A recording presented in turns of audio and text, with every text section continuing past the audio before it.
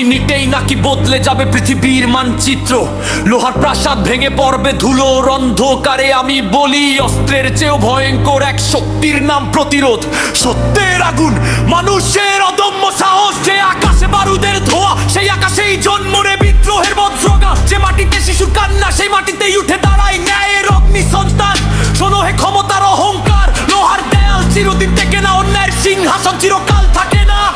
একদিন মানুষের কণ্ঠই হয়ে ওঠে ইতিহাসের সবচেয়ে ধারালো ঘোষণা। অস্ত্র নয় ভাঙে মানুষের সংকল্প, না ভয় নয় নিভিয়ে দিতে পারে সত্যের প্রদীপ, না যে হৃদয়ে স্বাধীনতার আগুন, সে আগুনকে বন্দী করা যায় না। যে কণ্ঠে ন্যায়ের ডাক, সে কণ্ঠকে স্তব্ধ করা যায় না। আর যদি রাত নামে, আগামীকাল সূর্য উঠবেই। আর যদি অত্যাচার গর্জে ওঠে, আগামীকাল ন্যায় আকাশ ফণি আকাশ পালিয়ে যাবে। আমরা চাই না যুদ্ধের উল্লাস, চাই না রক্তে নদী। আমরা চাই অত্যাচারের অবসান, মানুষের মর্যাদা, স্বাধীনতার নিঃশ্বাস। যে শিশু আজ ভয়ে কাঁদে, সে যেন আগামীকাল হাসতে শেখে।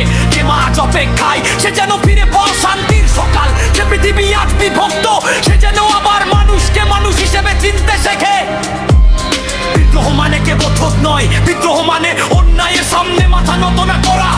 বিদ্রোহ মানে সত্যকে বুকে ধারণ করা, অন্ধকারের বিরুদ্ধে আলো জ্বালিয়ে রাখা।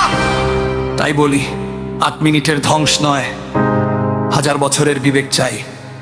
ঘৃণার আগুন নয়, মানবতার শিখা চাই। যদি বজ্র নামে,